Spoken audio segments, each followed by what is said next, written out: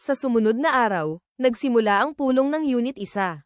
Malalim ang iniisip ni Orhan tungkol sa muli niyang pagpasok sa dungeon kasama ang mga kasama, kaya bahagya siyang kinakabahan kung matutugunan niya ang inaasahan ng lahat. Binuksan ni Selma ang pagpupulong at ipinaalam na inatasan sila ng Adventure Management Division na mang-alap ng balat ng mga toxic ship, kaya tatanggo sila sa ika-86 na palapag. Habang nagpapaliwanag siya, napaisip si Orhan na dalhin ang grupo sa ika-74 na palapag upang mapantayan ang lakas ng Heroes Party. Nagtipon ang Unit 1 sa paligid ng dungeon upang simulan ng paglusob. Nalingat ang ilan sa ganda ng tanawin at pansamantalang nag-relax, iniisip na hindi ganoon kapanganib ang haharapin. Napansin ito ni Selma at pinaalalahanan silang huwag magpakampante.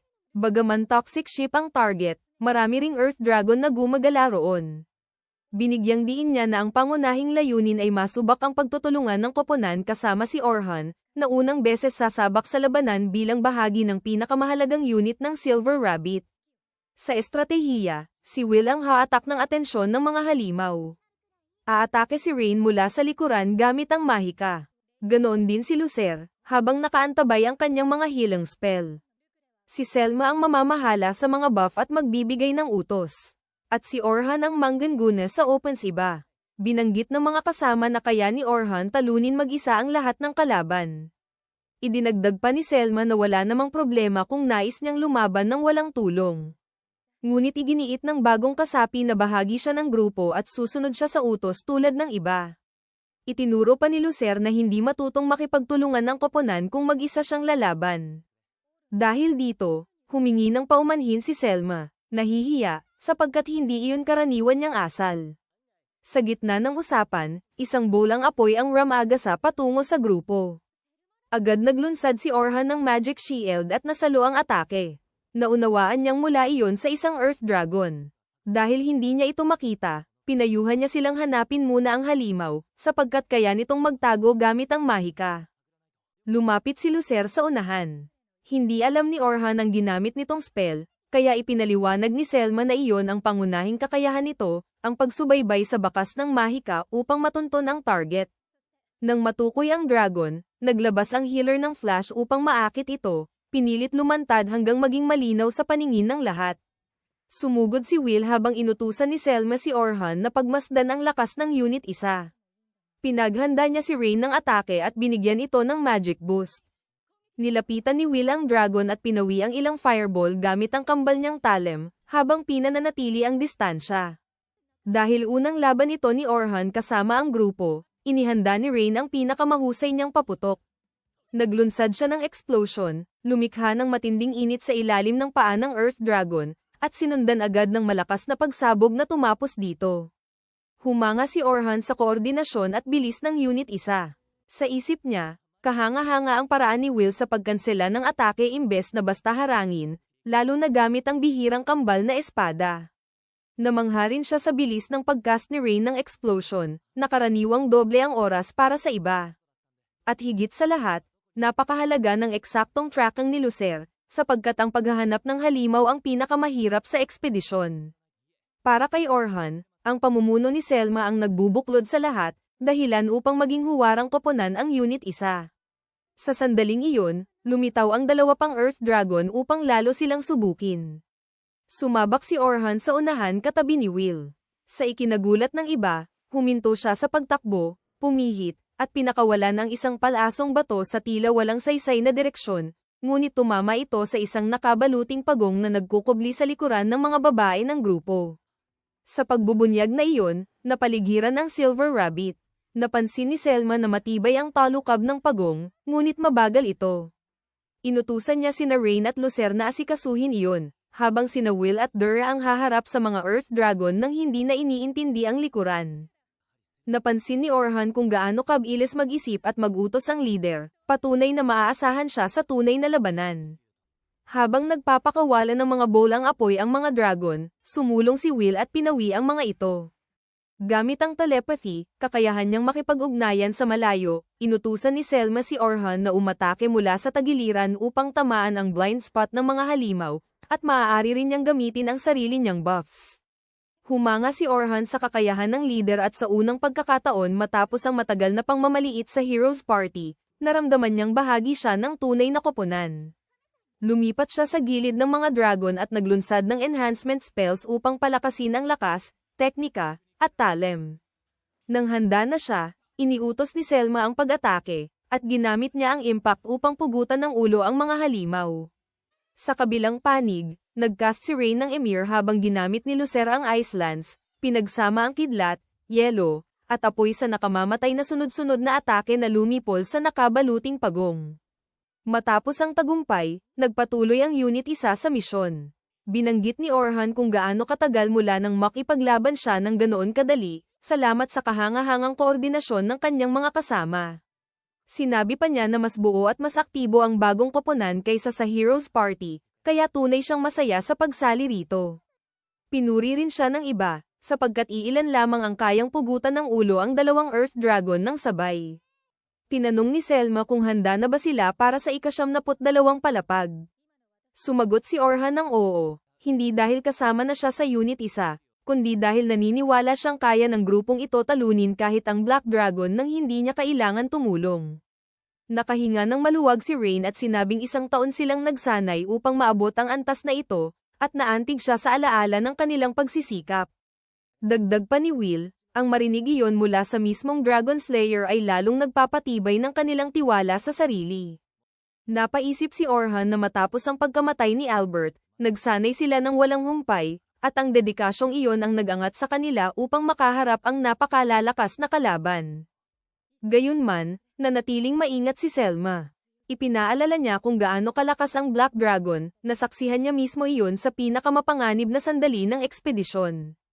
Halatang may trauma pa siya at iginiit na ayaw na niyang may mawala pang kasama. Kaya bahagya siyang yumuko at hiniling kay Orhan na tulungan sila. Muling tiniyak ng binata na bahagi siya ng Unit 1. Inalala niya ang kanyang panata na poprotektahan ang mga kasama hanggang wakas, kahit paharapin ang Black Dragon, isang matagal ng pangarap ng koponan.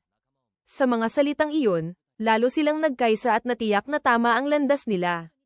Nagpatuloy ang Unit 1 sa dungeon upang tugisin ang toxic ship. Makalipas ang ilang oras at palubog na ang araw, lumabas sila ng kuweba matapos makapatay ng 9 na halimaw. Maayos na nakolekta ni Orhan ang mga balat at pinuri siya ni Selma. Sinamantala niya ang sandali upang sabihing kailangan niyang pumunta kinabukasan sa Adventure Management Division, ngunit hindi niya alam ang daan. Namula si Selma tuwing kinakausap siya ng lalaki, at ginamit niya ang pagkakataon upang mag-alok na samahan ang baguhan bilang gabay kinabukasan. Nagkasundo silang magkasama. Hindi pa tapos ang araw, sapagkat hindi pa nila naipagdiriwang ng maayos ang pagdating ng bagong kasapi. Bata pa ang gabi. Nagtipon silang 5 sa isang tavern at sabay-sabay uminom. Binanggit ng enchantress ng grupo kung gaano sila kasaya na kasama si Orhan, lalo na't matapos niyang talunin ang Black Dragon, hinahangad siya ng maraming koponan. Ramdam ng Unit 1 na kailangan nilang ibigay ang pinakamahusay upang hindi niya pagsisihan ang pagsali. Ngunit ayon kay Orhan, matapos ang kahanga-hangang karanasang lumaban kasama sila, hindi man lamang sumagi sa isip niyang iwan ang kanyang mga bagong kasama. Naantig si Lucer sa kung gaano kadaling pakisamahan si Orhan kaya napaiyak siya, kinatakutan niyang baka mayabang at mahirap itong lapitan. Inamin ni Will at Rain na ganoon din ang pangamba nila. Ngunit itinuro nilang si Selma ang pinakanasabik malaman ang tunay na ugali ng baguhan, dahil matagal na itong interesado sa kanya. Tinangka ng pulang buhok na itanggi iyon, ngunit hindi siya tinantana ng mga kasama. Iginiit niyang bilang leader. Nais lamang niyang maging komportable ang binata sa pagsali sa Unit 1. Gayunman, nang purihin siya ni Orhan bilang mahusay na pinuno, hindi niya kinaya at inubos ang laman ng kanyang baso sa isang lagok. Habang nagtatawanan ang lahat, naalala ni Orhan ang sinabi ng kanyang lolo, na bawat desisyon sa buhay ay may kaakibat na pagsisisi.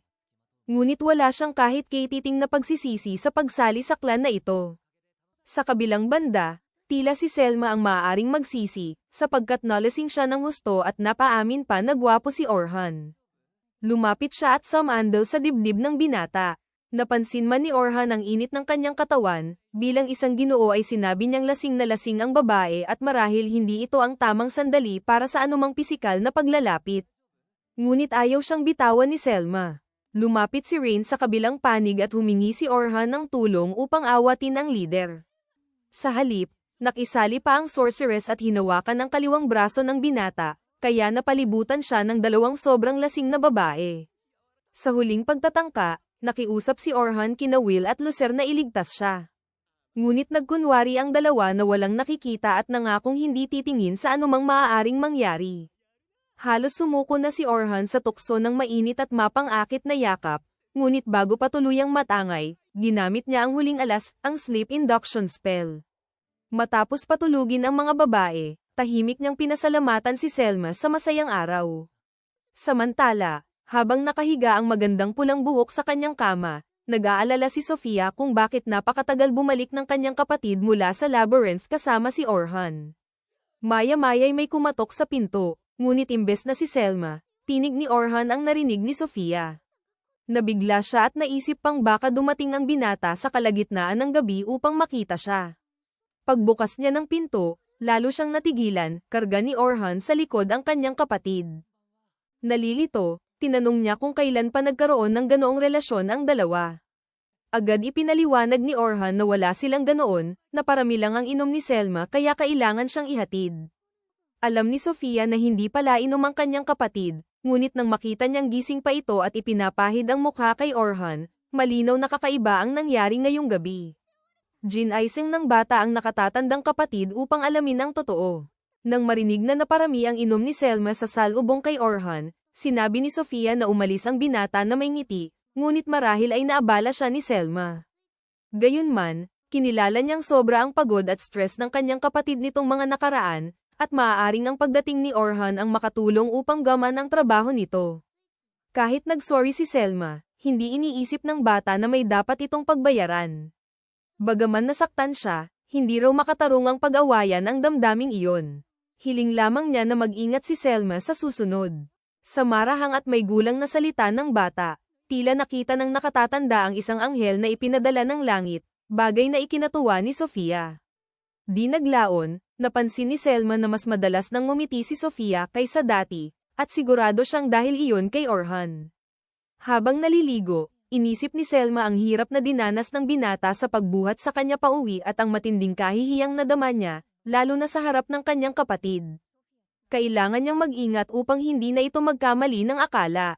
Kasabay nito, napaisip siya kung nagkakaroon ba ng espesyal na damdamin si Sofia kay Orhan, batay sa paraan ng pagsasalita nito tungkol sa kanya. Ngunit maaaring siya mismo ang may ganoong nararamdaman at pilit lamang tinatanggihan. Lalong lumino iyon nang asarin siya ng lahat sa tavern tungkol sa pagkagusto niya sa binata. Sa madaling salita, matagal na niyang itinatago ang tunay na damdamin, at nagagawa pa niya iyon hanggang ngayon, ngunit matapos ang nangyari sa tavern, mas mahirap na itong takasan. Pagsikat ng araw, nagkita silang muli upang magtungo sa Adventure Management Division. Pagkakita kay Orhan, humingi ng paumanhin si Selma sa nangyari kahapon. Sinabi ng binata na naparami lang siya ng inom at ayos lang ang lahat. Ngumiti si Selma at sumang-ayon na panahon na upang magpatuloy.